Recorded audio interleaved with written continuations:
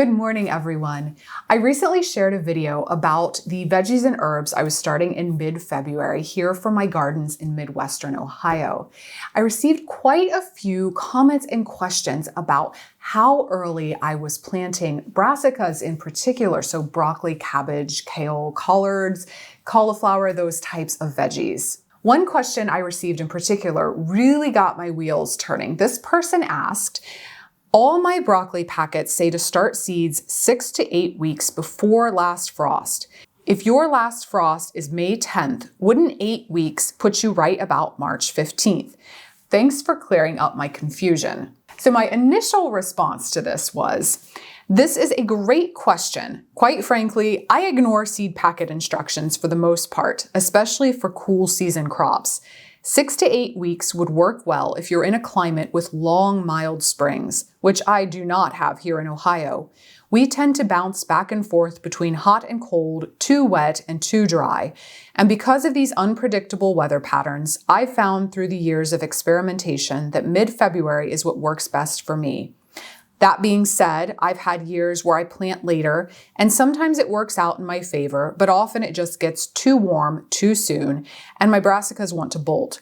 Cabbage tends to be the most resilient of all the heading brassicas, and I do generally have good results even with later plantings.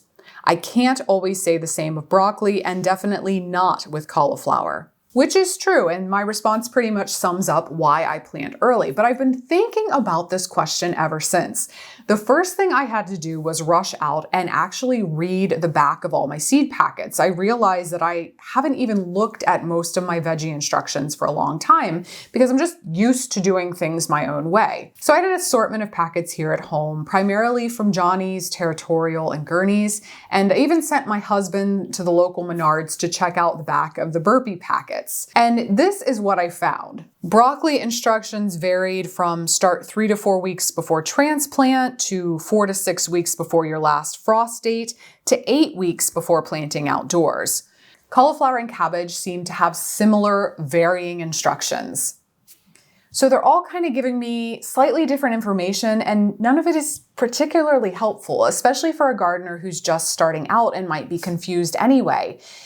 But much of this has to do with the fact that it's hard to fit all of the relevant information on the tiny little space available on the back of a seed packet. In some of these companies' defense, they do have a lot more information available on their website. Johnny's in particular has a very extensive growers library available on their website that goes more into the details and nuances of planting these crops. But ultimately, the rub comes down to regionality. It is hard to give concrete, one-size-fits-all planting instructions for a planting area as wide and varied as the entire United States, which is where most of these companies are marketing to. In a climate that is ideal for growing brassicas, an area with a very long, mild spring with plenty of rainfall, starting 4 to 6 weeks before your last frost date probably will give you great results. In that type of climate, you could probably even direct sow quite a few of these brassicas and have good results.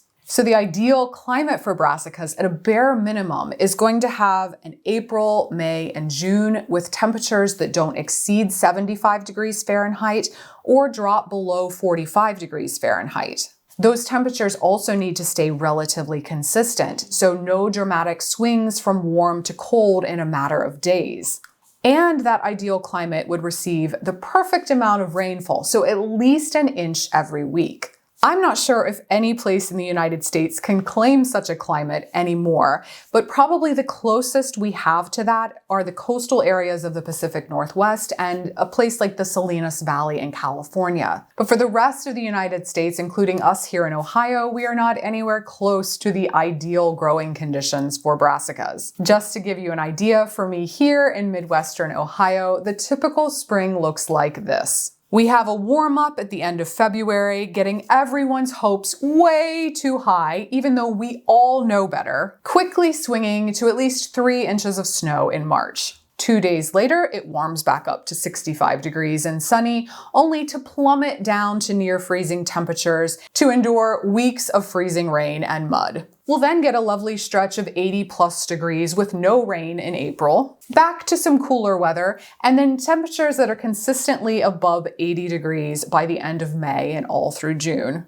This serves not to complain about our Ohio weather, well, maybe a little bit, but rather to illustrate that these type of temperature swings are not ideal for growing brassicas, or really any other cool crop for that matter. Fluctuating temperatures between warm and cold can cause issues in brassicas such as riciness, buttoning, or bolting, in particular with our heading vegetables like broccoli and cauliflower. Optimum growing temperatures for most brassicas are 60 to 70 degrees Fahrenheit, and extended periods over 80 are detrimental to most of them, collards being the major exception. Cabbage and kohlrabi do tend to be more tolerant of temperature swings and warmer weather than broccoli and especially cauliflower. But there are varying degrees of tolerance even amongst varieties of the same class. So there are definitely broccoli varieties that are more heat tolerant than others. So it's important to seek those out if you are dealing with particular issues with weather. Now, my specific timing, so starting these things in mid-February, is aimed at getting the most amount of growth that I can during our relatively mild months. So really April and the majority of May. Our average monthly high here in Ohio in April is 63. In May, it's 73. By June, it's 82, and July brings average highs of 85. And these temperatures above 80 is where everything, with the exception of collards, really start to suffer. So again, I start in mid-February with the aim of transplanting out approximately 6 weeks later. That puts me in early April. Now, weather here in early April can still be all over the place. So I aim to harden off my seedlings for at least a week, and then try to time transplanting for a stretch when we're going to have 5 to 7 days at least of above freezing nighttime temperatures. That doesn't always happen, but I try to give them as much time as I possibly can. These varying temperatures are a big reason that I also utilize frost covers with almost all of my early season plantings. Using frost covers over low hoops allows me to transplant out earlier, and I've honestly found it to be pretty much a necessity if I want to get reliably good harvest off of many of these vegetables. In the last several years, I've also found myself reaching for the shade cloth during those particularly roasty weeks that we've been getting in April, sometimes in early May. When those temperatures kind of regulate back out, I remove the frost cloth, the shade cloth, and then just opt for my insect netting. So basically, I'm doing whatever I can to provide a more relatively stable little microclimate in those low tunnels. Now that, of course, is extra effort, having to put all these hoops out and the covers out, and then also watching them so that if we get a night where it's below freezing and I need my frost cloth on, sometimes the next day it can be sunny, not even that warm, but it will get pretty toasty underneath those covers. So I want to be going out there and at least venting them, if not taking the covers off. So all of this is an involved process, but I've had really good results getting good harvest using these methods. Now, one other key component is that I always mulch my seedlings well. Mulching the seedlings shortly after transplanting helps keep that soil temperature and moisture levels more consistent, which again is going to help those seedlings a lot as they're getting acclimated to their new outdoor growing conditions.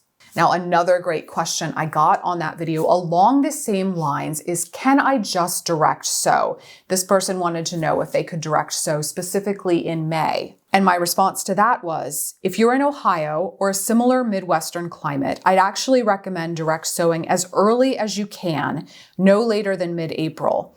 Broccoli likes warmer soil for germination, but cooler ambient growing temperatures, so it can be a bit tricky to get them started early outdoors. Using plastic to warm the soil and/or using something like a cold frame, low tunnel, or even just milk jugs with the bottoms cut out to create a mini greenhouse environment can help with getting seeds started early. Direct sowing brassicas in our climate can be tricky because if we wait until that soil reaches optimum temperature, which for brassicas is quite warm, around 70 degrees Fahrenheit, we're missing that window of opportunity, putting ourselves way outside of those cooler growing months that I talked about earlier. This is why if you want or need to direct sow, using some kind of a mechanism to warm that soil early is really, really helpful. I don't think I'd ever waste my time trying to direct sow cauliflower here, but some varieties of broccoli, cabbage, and then certainly the leafy greens like kale and collards, you definitely can have good results with. I've also had great results direct sowing kohlrabi about the same time that I do beets, so kind of that mid-April time frame. I would definitely recommend seeking out super early maturing varieties for this purpose. And also remember that a fall crop is an option in our climate.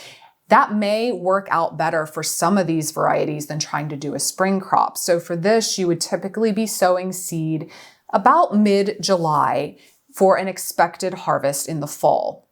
Depending on how warm your weather is at that time, you may have better results utilizing methods to slightly cool the soil. So I've used things like shade cloth, again, mulch, soaker hoses to keep that soil cooler and moister until the seed germinates.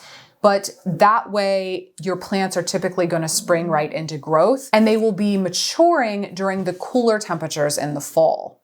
Now, I know I've been focusing on brassicas in this video, but I wanted to stress that these time constraints also apply to some of the other cool season crops that I'm growing here in Ohio, especially those that have a longer maturity window. So things like radishes or leaf lettuce, such a quick maturity that it's really not an issue here. But when we start talking about things like onions or peas or even some of the longer maturity heading lettuces, we're looking at the same issues. I really want to do whatever I can to get as much growth happening during that kind of April-May timeframe as I can. So I hope this clears up some confusion. I try to always provide you guys with the best information I can on this channel, but there are so many nuances with gardening in these individual little microclimates that it's important to always kind of listen to what folks have to say, all the great gardeners out there on YouTube, take that advice and then experiment with it in your own garden to see what really works for you.